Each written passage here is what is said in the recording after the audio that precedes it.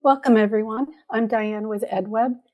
I'm here with Catherine Metcalf, Executive Director of Education for the Society, and our honored guest, Medal of Honor recipient, Master Chief Britt K. Slabinski, who received the medal for his service in Afghanistan. Kathy and Britt, I'll turn it over to you now. Thank you, Diane. And Britt, thank you for joining us today. I'd like to welcome the entire audience, and I would like to start out by pointing out that while everyone who's listening today is welcome, I would especially like to address today's webinar, as always, to middle and high school teachers. That's what these are generally intended for. And so the questions that we answer coming in from the audience, I will prioritize anything that comes from students or from teachers who are with classrooms. So I appreciate that. I would also point out that for those of you who are preschool teachers and are with EdWeb because you appreciate the fine webinars that they present, that if you have a class, this is not necessarily appropriate for a preschool class, but you as a teacher are welcome to stay with us. So all that being said, I would like to go ahead and get started. I want to rebrief our audience. I know we have a lot of repeat attenders, as we like to refer to you, who join us from month to month. But for those of you who are new to the Medal of Honor webinar series, I would like to give you a little background. The Medal of Honor is the nation's highest military medal. It is awarded for conspicuous gallantry and intrepidity in action against an enemy at the risk of one's life. So above and beyond the call of duty has a special meaning with this medal. It is for actions that would not have been required, and had the service member decided not to carry out those actions, he or she would not have been reprimanded for not doing that, because it is indeed an action beyond which even the country would ask of that service member.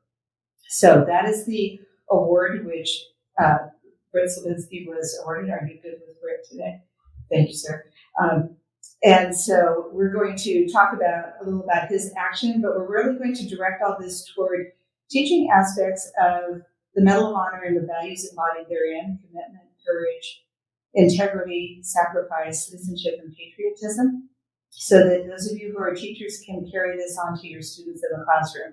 And at the end, we'll also have the website up where you will find all the Medal of Honor Character Development Program lessons.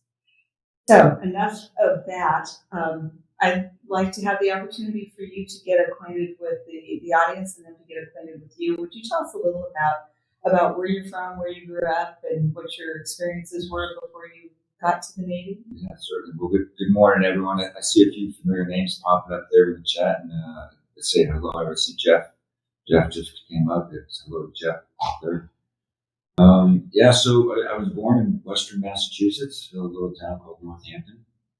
I think into the quintessential American family, two older sisters, and mom and dad both worked really hard to raise us the best that they could.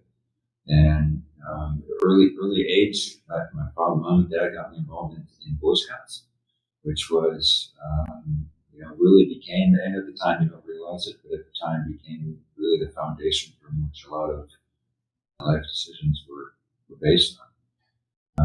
And when I was going through high school, I just decided that the Navy seemed like a good fit for me at the time.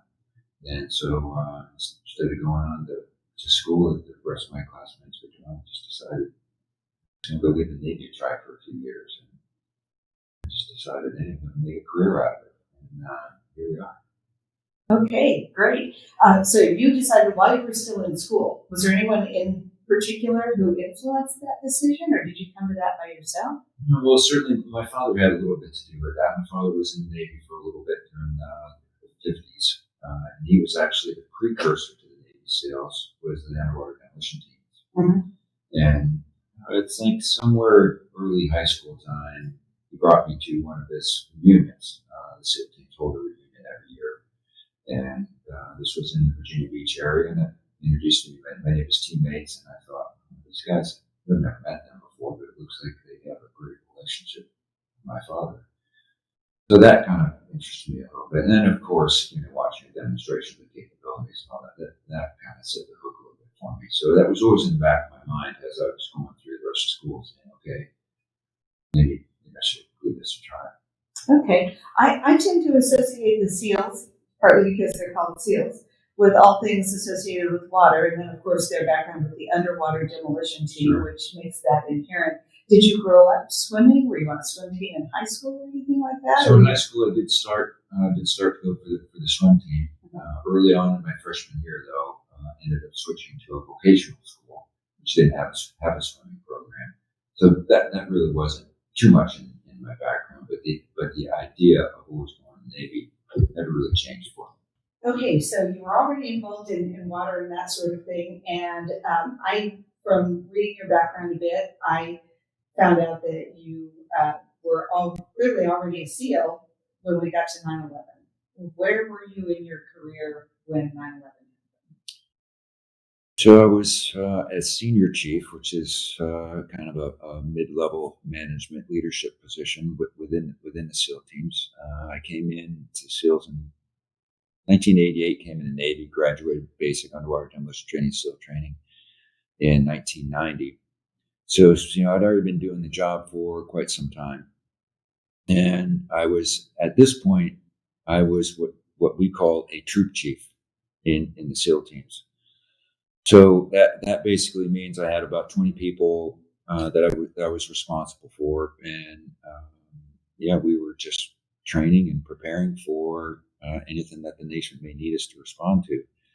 And when 9/11 happened, that particular morning, I was in our gym doing the team workout, and in comes running into the gym, so everyone turned on the TV and look at the World Trade Center towers. And that's when we knew our world had just changed. So you were already at that point, probably that puts you about 12, 13 years into a career in the service. So you were well trained and probably ready to go, so to speak, at that point. Yeah, at that point, we were training nonstop for the exact missions that we were getting ready to do, and focused on land reconnaissance, and really the best training that we could possibly come up with that the country had to offer is what we were doing. So because of the nature of the audience and the program and students with us today, I am going to leave it up to you as how much you want to go into your actual Medal of Honor action, but I would like to prompt the audience to, for background for your students, if you're going to take this into the classroom, there is at the Navy.mil site, you will find the recommendation for Britt's Medal of Honor citation and the citation itself, and the citation is also on the Medal of Honor website. In addition to that, there is a wonderful American Battlefield Trust video that you did that is, I think it's called Brothers in Valor, that was recorded on an American battlefield from the Civil War, in which you talk about the nature of valor and what soldiers and sailors, what service people from different conflicts have in common. And so I would really like to recommend that to our teachers as a resource for background. You've not yet done a living history for the Medal of Honor Society. For our teachers who are looking for those things, it takes a while after that. And your medal is relatively new to you. You were awarded your medal just in 2018. Just 2 years now. Just 2 years. But your action was in 2002. So interestingly, very soon after 9/11, but it took 16 years for it to happen. And I would also point out, Medal of Honor background, that in the War on Terror, there were not any medals of honor awarded the first 9 years. And so the first one was awarded in 2010. So many of the medals that have been awarded recently were for more distant actions, although historically there was a 2-year moratorium on recommendations for Medals of Honor. So if you need to know more about that, you can go look at the history of the Medal of Honor on the Medal of Honor website. In answer to a real quick question, where Britt's action was, all that is in that information, but we're going to go specifically to Operation Anaconda in 2002 at Tucker Gar. Am I saying that right? This is a detail I think you all need to pay attention to, a 10,000-foot snow-covered mountain. And I was moved by the fact that your description of getting off the helicopter under that snow-covered mountain, I thought paralleled stories that I've heard from uh, servicemen going off of Higgins boats in D-Day landings and other World War II landings where they stepped off a ramp thinking they were going to step into some water and hit the sand, and instead went into really deep water. And you said you went off that ramp thinking you were going to step down on the snow and instead tumbled into it. What was it like finding yourself tumbling through snow on that 10,000-foot mountain? Well, I mean, as you can imagine, it's like, you wake up in your house when you're young and you got that fresh coat of snow on the back and you think it's only covering one step, but it's actually covering 3 steps. You take that step and you tumble off into it. But my initial thought was, wow, this is just what a perfect way to start this operation. I'd fall off into the snow completely, do a tumble, and I had night vision goggles that were on my helmet, and when I hit the ground, they kind of smashed right up in my face, and kind of split my nose open a little bit, and just covered with snow. And I sit up out of the snow, and I was like, just a classic. This is just great. What a great way to start it off. But from that moment on, it was okay. Let's get down to business. Well, were you in an area? So when you say what it's like when you were a kid and you step off the steps into the snow, I grew up in Southern California, so okay, you're way into my imagination here. But could you give us a little more of the context? What was it? Was it just a blanket of snow? Were you in a forested area? Was there covering? So Operation Anaconda. So we'd already been in country for many months at that point. So from our January 6th, we arrived in the country, and we were conducting operations everywhere, looking for the top 3 high value targets. Mm-hmm. So operations such as this, we weren't strangers to. We had been doing them, and this was a very similar profile to what we'd already been doing. So the terrain is very mountainous. As you mentioned, it's around 10,000 foot, nearly 11,000 foot mountaintop in the region. But what made this operation different is, we were supporting conventional Army forces that were conducting operations in the valley below. So there was a high enemy presence in this area. My particular mission that day was to conduct combat overwatch position on top of the mountain peak, which is conduct, watch observations in the valley below and possibly call in close air strikes on any enemy activities that are in the valley below. Now, the issue then becomes, this is important to me, it's also important to the enemy. So we made plans to not go right to the top of the mountain, but to go to an alternate location that is going to be much safer for my force, and then observe the mountain peak throughout the day. And then the following night, we would very cautiously move up to the top of the mountain under the cover of close air support ourselves. Well, as missions change, and there's things that are outside your control. So that evening, as we were getting ready to launch, I get orders to go directly to the top of the mountain. Again, not exactly what I wanted to do. Know that it increases risk to my force to do so. But to be a good leader, sometimes you just have to be a good follower. And this is what we did. Ended up going right to the top. And knowing it's a high risk. So as we're going to the top and we're making our approach, the enemy position starts to reveal itself to us. And we know, okay, that there's probably more people up here than what we anticipated. And as we land up on top, we immediately take rocket-propelled grenade fire, which is basically a small missile or rocket with an explosive charge on the end of it. Explodes in the aircraft. And it basically passes right through the aircraft. And then machine gun fire, bullets about the size of your finger passing through the sides of the aircraft.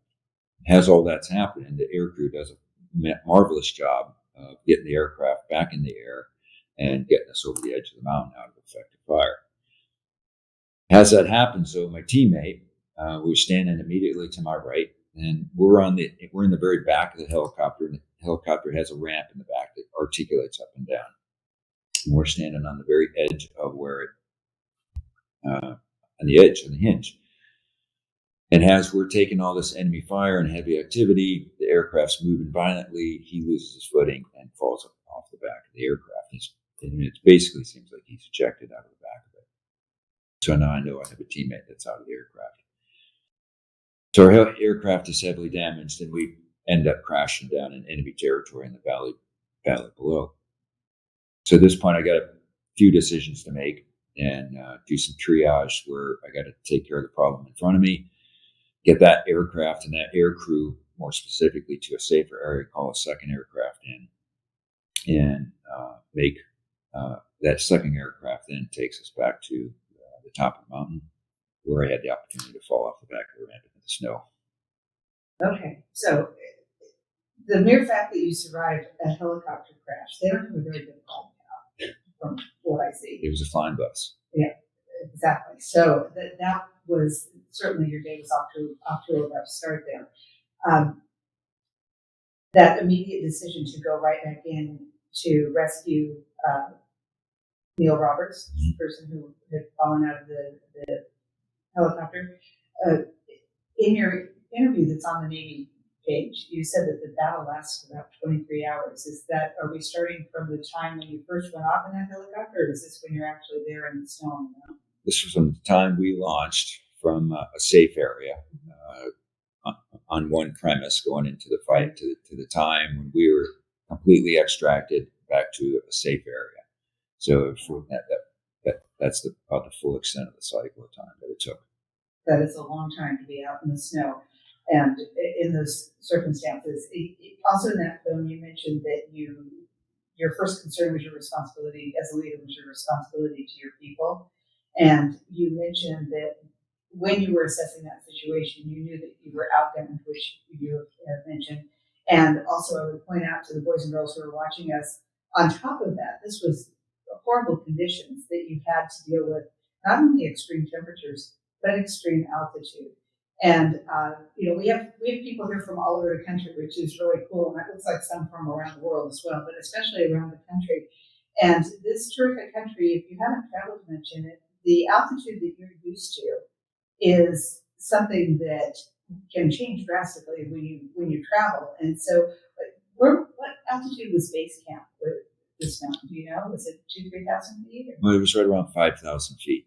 Okay, is where base camp was. So it's almost Denver. Oh yeah, I was going to say. So it would be like what you went through that day would be like going from Denver up into the mountains above Denver. But for those of us who I live at sea level, and we have mountains that are about 8,000 feet, and if you go up just for the day, you are really out of breath, and that 5,000 plus difference in altitude can make a huge difference in your ability to function. And here you are thrown into the snow.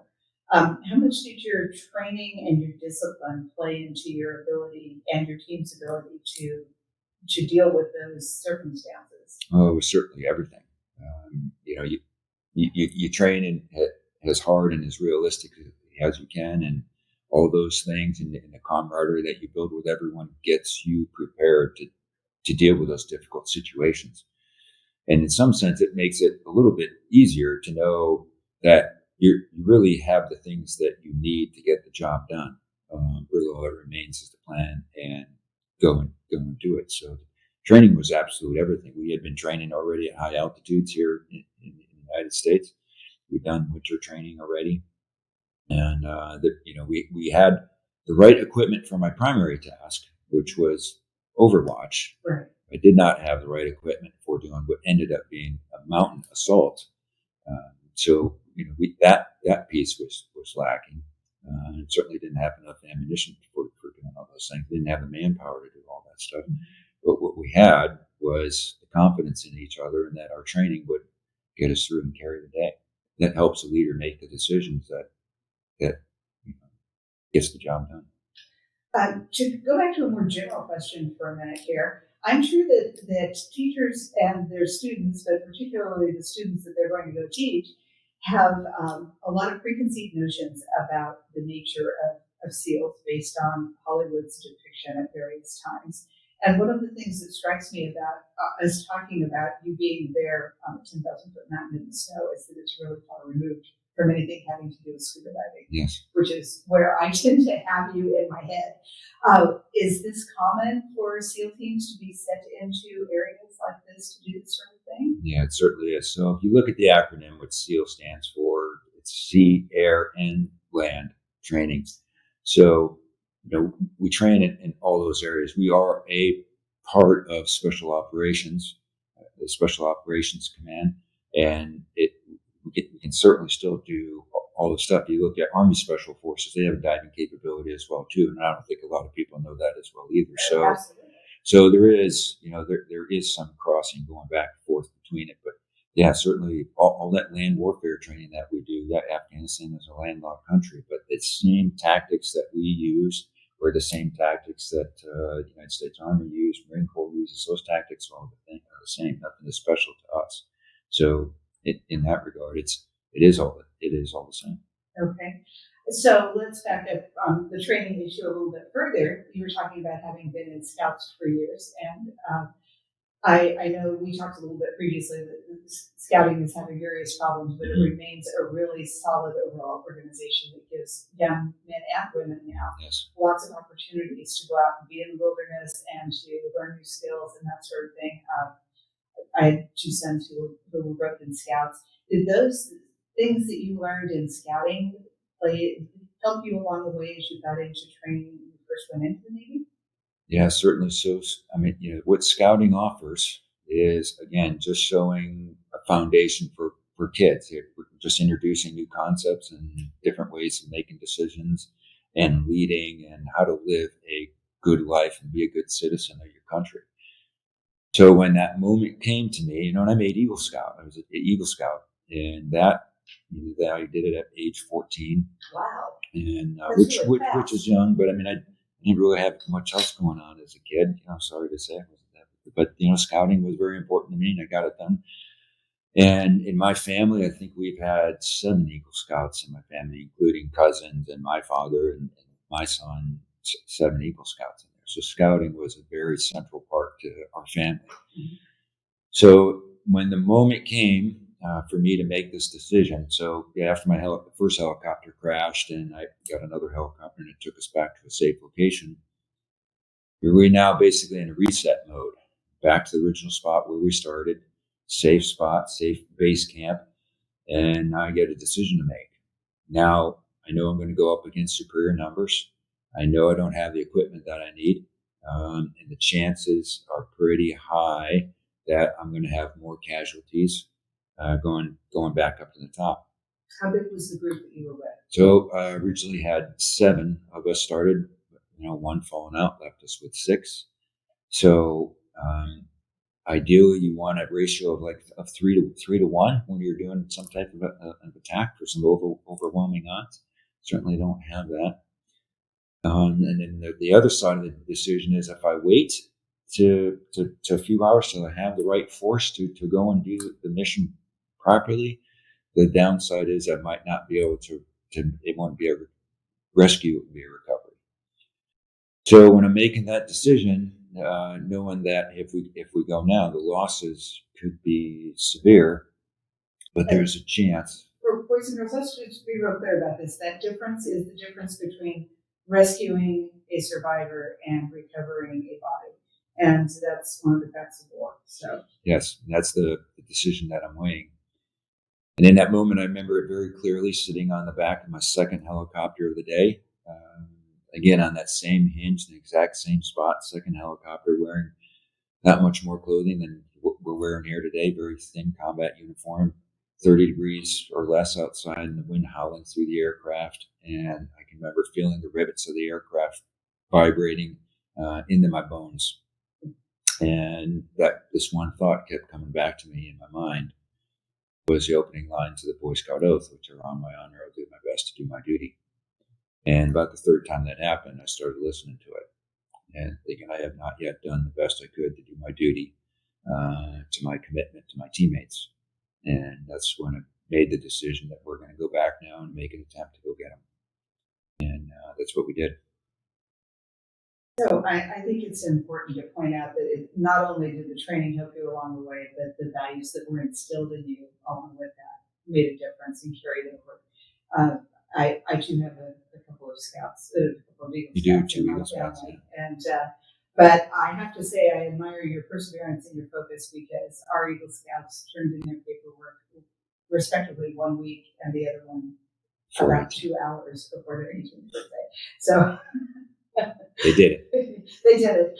They did it. All a matter of perseverance, and it too has stuck with them. So that kind of training, whether you get that training to the commitment, the perseverance, all those things in via scouts or via being involved in sports or being involved in a music organization, perhaps choir or marching band or something, that's something that those values carry all through. And so I don't want the students who are listening today to think that this is restricted to military importance, because it carries through all aspects of life. And in fact, I think the next few words of that Boy Scout oath: on my honor, I will do my duty, to do my best, to do my duty to God and my country.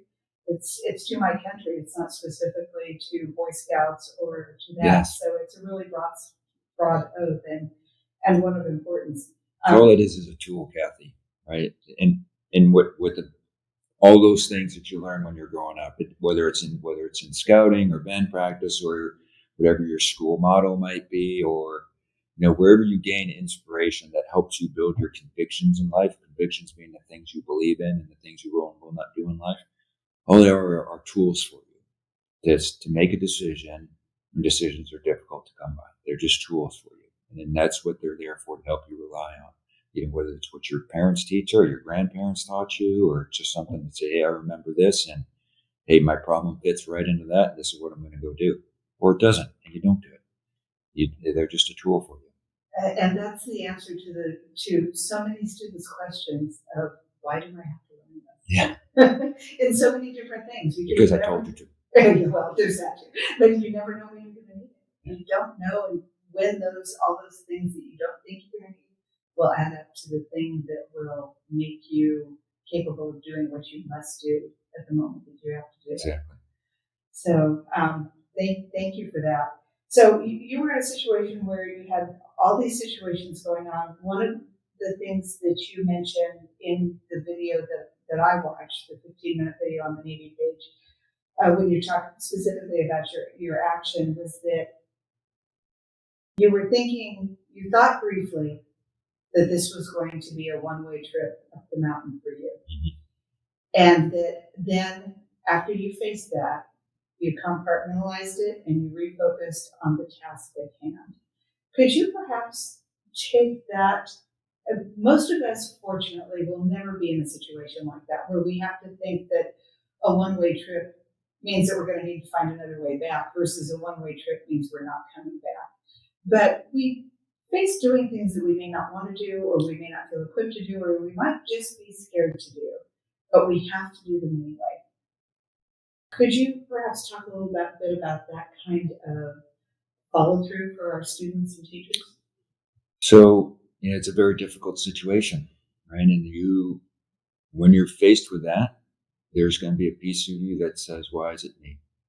Why do I have to be the one? Why can I not hand this problem off to someone else? And where is that person that I can hand it off to? And hey, they're not going to be there. But the stark reality of it is, it's you, right? And nobody else gets that decision.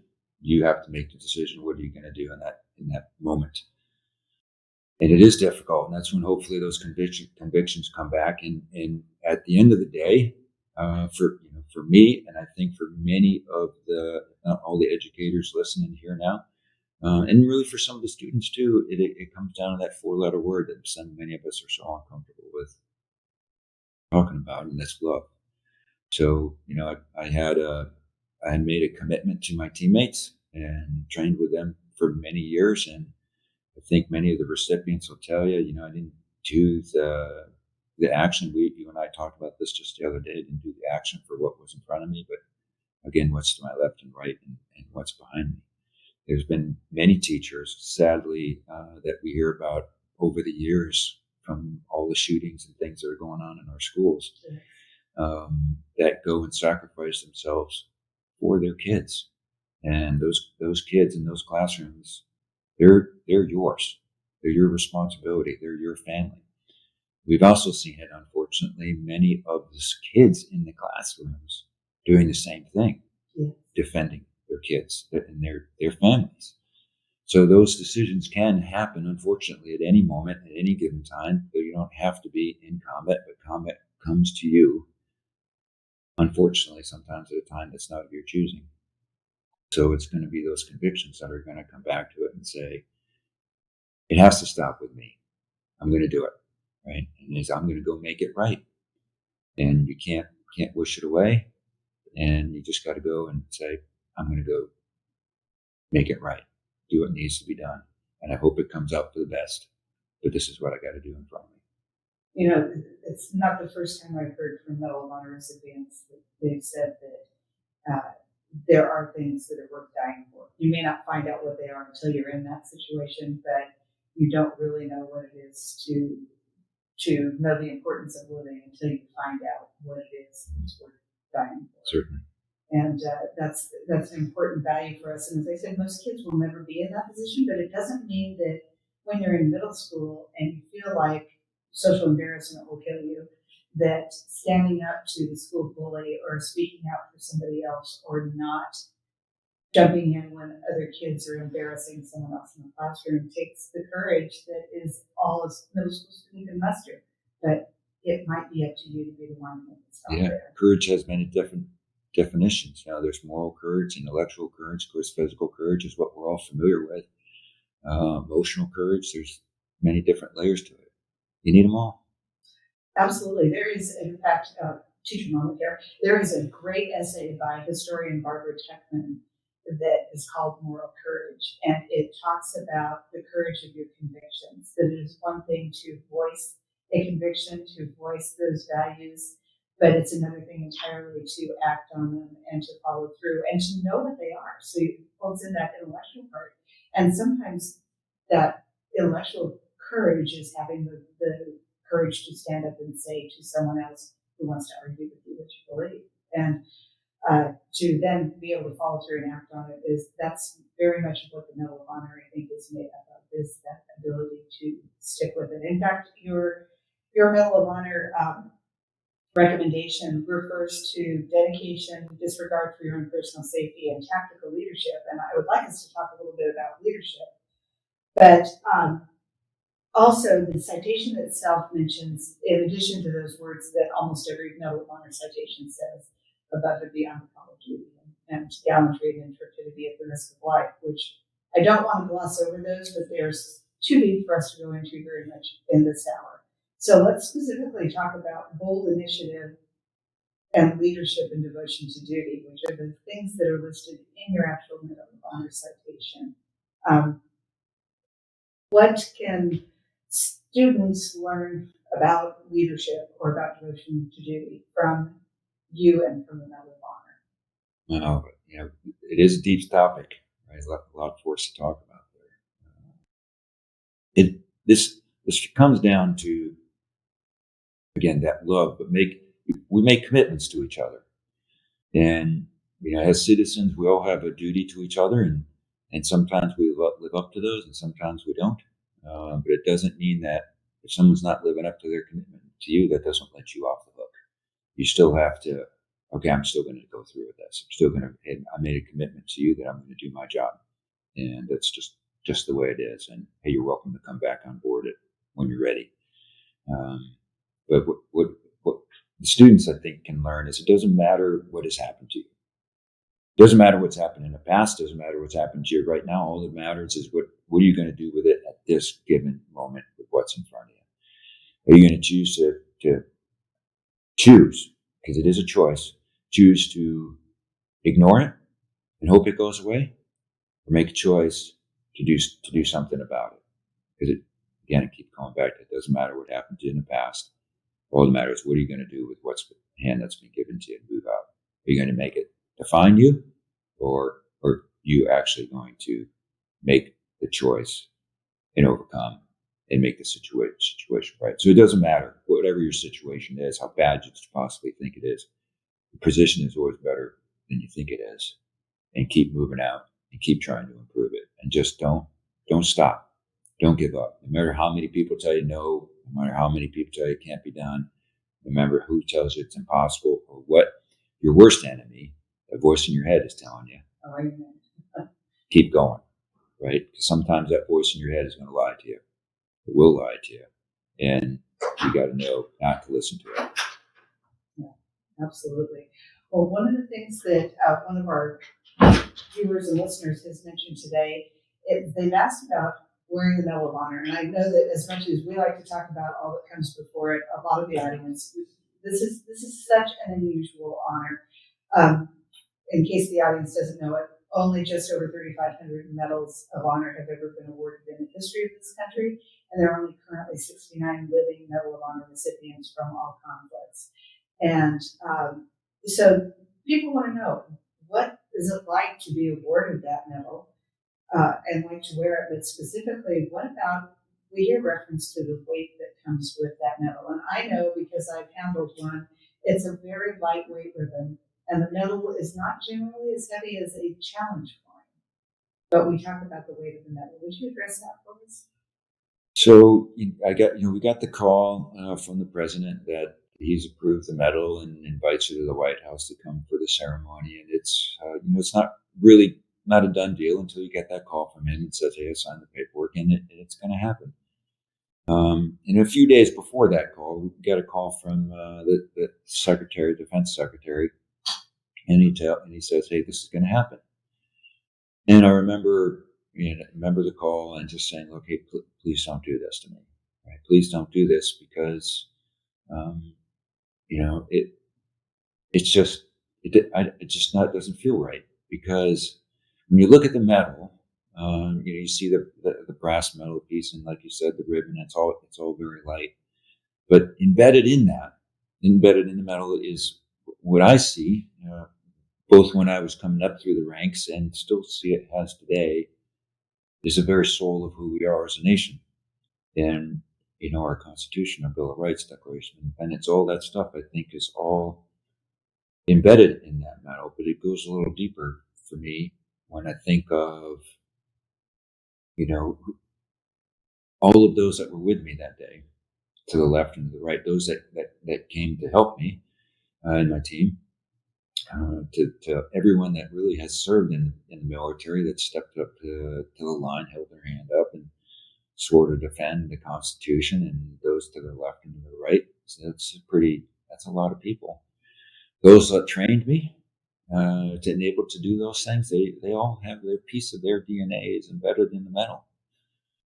So, when you stand up and receive this recognition, there's really the world that revolves around each and every one of those medals is quite large. You can't go and do the things that you needed to do in that moment without the trust, the confidence of those that are all around you and those following you. And so it is, to live up to that, it is quite a big challenge indeed. To every time we put it on, my wife pins the medal on me every time now, and there's a little moment of every time of just throwing the switch and going, okay, right? It is, you feel it, and it is difficult to describe unless you're in that moment. But I think there's others in similar situations that know what it feels like. But very happy to continue on the legacy and the memory of those that were there with us.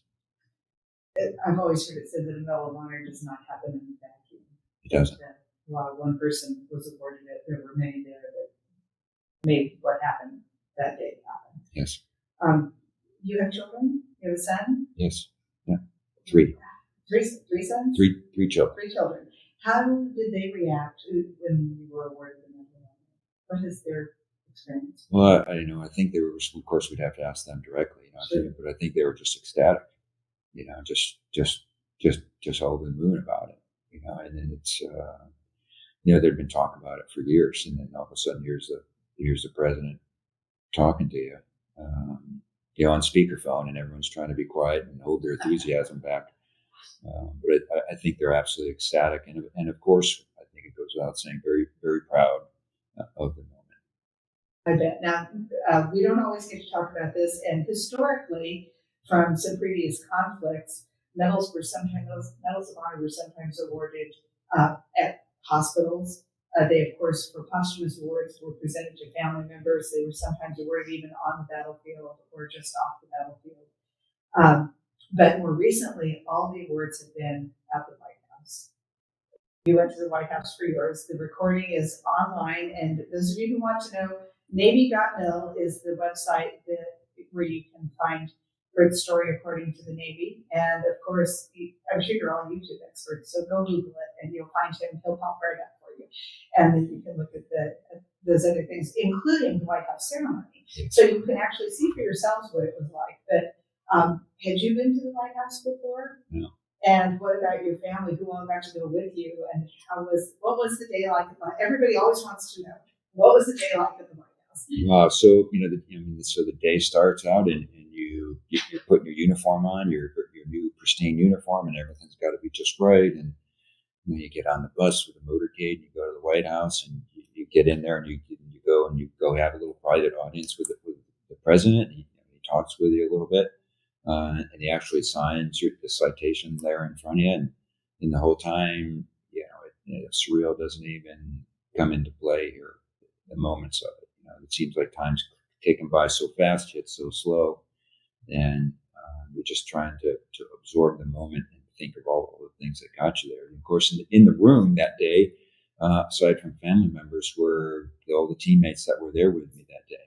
So, looking out, it was vitally important for me to be there. So as you're looking at that video and you can see me scanning across the room, that's me locking eyes for a split second in time, having steady eye contact with every single member of my team that was there, in a sense, trying to bring you up on stage with me for that moment when I'm locking eyes with them. So you'll see that video of me scanning the audience, looking for all of them, because it's, the room's small, a lot of people out there in the audience, but trying to get all of them just for a moment, to take all that noise that's going on and all the shutter clicks from the cameras and everything, and just bring it down here for a second. It's just you and I right here for that moment again, thinking, hey, are you here with me right now? Right? Because you are. And that's what I'm doing in that moment when I'm scanning, looking across at everyone in there. Of course, doing the same with my family, locking eyes with each of them, going, wow, right? Is this really, really happening? And Goosebumps just thinking about it. Yeah, it totally was. And then the moment comes when the president's gonna. Here comes the moment, right? Of course, you got a little X on the carpet that says "Don't deviate from this." And, when the president says a certain word, you got to turn to the right. And of a comical note, right before we walked into that room, the president's aide, which is a military aide dressed in white, he's the one standing there holding the medal. He turns to me right before we walk in. He's like, "Be ready to catch it in case the president drops it." Right? So this instantly goes through my mind. I changed from that thought to, okay, now the president's putting it on. Like, oh my God, if he drops it, really? I'm not gonna. So did it lighten the moment or make it worse? For a second it did. For a second, as he brings it around, I'm like, oh my gosh, what if he drops? Because it's a possibility. It is. Right? So it's like, okay, it just, you can't see anything. All you do is feel it. And then I hear the first snap, because there's 3 snaps on the back. I hear the first snap go. Me getting emotional now about it. That's when it really hits me, when you hear that. I mean, you always hear a button snap on your shirts and jackets and things. That's what it was like. I hear the 3 distinct clips of the snap, and then it was, yeah. I snapped a medal for somebody just a couple days ago, and every time to this day, just think about it. You Every tear up. It's quite an honor. I'm going to ask a question that is, I don't think on a list anyplace, but is something that, because I have the privilege of working with Medal of Honor recipients so much, is very much in my mind and thought process. A Medal of Honor is something that you really don't go out and try to get. First of all, you can't, because you don't put yourself in for it. Somebody else puts you in for it. And it requires witnesses. But because of that, it's something that to some extent no one else can ever, so to speak, live up to or compete with or compete for. Is that anything, have any of your kids expressed any concern about that? Or could you see that ever being a problem? I've seen it over the years with some of them. So yeah, there was some unspoken piece of that says, people say, hey, I want that. And my overarching comment I would tell everyone is, no, you don't. Right? You don't want it because you don't know. And I hope you never find out, because it's with you. It's with you every second of the day. It's with you, whether you're wearing it or not. And I think that what for me, what makes it even more special is I didn't ask for it. Right? I actually said no, but it's all my teammates that physically were there and saw what I was doing and said, "Oh yeah, right, this is it." And that's to me, that's all I care about. Right? Is that a teammate said, "Hey, you did a good job," and that's really all that matters. And that's what's important. So you've spent a long career in the service, but the medal is new to you. How has life changed in the 2 years since you were awarded the medal? Yeah, so you really, I don't think you really fully understand how your life is going to change until the medal hits, and you have a pretty good life in retirement, and you got your trajectory set about how you're going to live, and then this comes and it changes things a little bit. The medal is certainly unique in our society, and I think maybe across the globe it is unique in the place that we hold it. So it certainly has changed in a lot of positive ways. I could tell you, the first convention we went to, I remember very clearly walking into, this was 2 years ago, walking into the room with I think there were probably 35 or almost 40 recipients in the room. And I remember crossing the threshold of the store, looking at 40 recipients in the room going, oh, like, what am I doing here? This is almost like it's just, I just don't belong here. And I just remember one of the recipients, an older gentleman who's no longer with us now, coming up to me and going, hey, welcome. And it just made all that little effort made all the difference to me to say, well, welcome to the family. And, so it is a heavy burden to wear, that it's just try to live up to it every day and do the best I can to honor those memories. Thank you for sharing all that, because those are things that, as you said, only those of you who have been awarded the medal can ever truly know what that is about, what it's like to both to have been in an action that merited it, and then to wear the constant reminder of that action. And I think that that's something important for outsiders to be aware of, is that it's not, while you are all to be congratulated for having been awarded it, it is not necessarily something that is to be celebrated, because it truly is for what was no doubt in many ways the worst day of your life. Perhaps the best because you survived it and some others did, and because better things were done, but it is a day that will always, to some extent, haunt you. I really appreciate you sharing that with us. One thing that I would like our audience to know is that the Medal of Honor is completely apart from rank. And one of the things that we've talked about the last few days is, how do you address a Medal of Honor recipient? Do you address the Medal of Honor recipient by the rank at which he was awarded the Medal of Honor, or the rank at which he earned the Medal of Honor, or the rank at which he retired, or Mr. or Sir always works?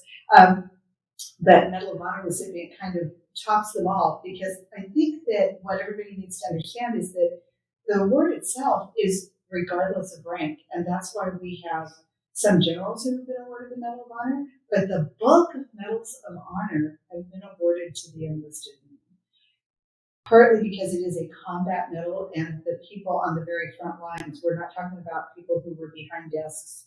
We're talking about people who were close enough to the enemy to actually have physically and personally engage them. And yet so many of our questions are about leadership. And in one way or another, whether the person awarded the medal was a private fresh to a combat situation or a battle-hardened veteran at that point, there is an element of leadership in every Medal of Honor election. So would you be willing to talk a little more about leadership? Yeah, certainly. I mean, it's, again, a big topic. It is, and we have about 8 minutes left. Yeah, so, I mean, I tell you, to answer the first part of your question, you know, I answer to Britt. It's my first name. You can't ever go wrong with a first name. That's just fine, right? You know, I got a pulse right here, same as everybody else, and no different than that. So Britt works just fine. You know, it also an interesting note. You talking about rank and everything. It's okay to leave all the rank and stuff out of it if you just want to say, hey, Medal of Honor recipient. Hey, that's great. It is an interesting note that, hey, even the president salutes a Medal of Honor recipient. So I always thought that's different than the military norm, where everyone else salutes the president. The president salutes a Medal of Honor recipient. So it's always, again, another little uncomfortable piece of it. Yeah, so, you know, I spent a lot of time leading and being in front of troops, and you know, I try to boil it down to three things that I ask of leaders and everyone here to think about. And I come the 3 C's. We've talked a little bit about them already. That's courage. There's courage. There's the intellectual courage. There's moral courage. Moral and ethical. It's all kind of the same. Emotional courage, and of course the physical courage piece. And you need all of those. You know, the intellectual courage is studying and reading, and even the things you disagree with, and really diving into that stuff. And I think some of that stuff is a little lacking in our country today. But you know, so that's the courage piece. The second C is your convictions, and convictions are again the things that you believe in, things that you will do and you will not do, knowing what they are and why you believe in those things. And it will take courage in your convictions to live them. That's the most difficult part of your convictions, is to say this is what I'm going to do, whatever the cost may be. And I think perhaps the most important piece that a leader needs to have, and is quite possibly the most difficult, is compassion. And we are absolutely lacking this throughout our society today. There's compassion for those you're leading, because people will make mistakes. It's only human, and to know that that they can possibly overcome them doesn't mean you don't hold them accountable. They can overcome them. There's compassion for yourself, because you will make mistakes, and it is okay for you to forgive yourself and to learn from them and not make those mistakes again. More importantly, to say to yourself, it's okay, right? You made a mistake, own up to it and fix it and move on. So that's so important. If you can't make a mistake and learn from that mistake, you're not going to learn, because you won't ever go beyond where you are now. Yeah, you'll just stay there, right? You just live there, and a lot of people stay there their whole lives. And the third part of the compassion piece is compassion for your opponent, which we absolutely don't have now. But America as a whole has always been very good at this. You look back at what we did in World War II with Japan and Germany. We rebuilt them after we knocked them to the ground, and think of that to say, hey, there's going to be a time when you got to stop and have a little compassion and say, hey, you probably shouldn't have done what you did.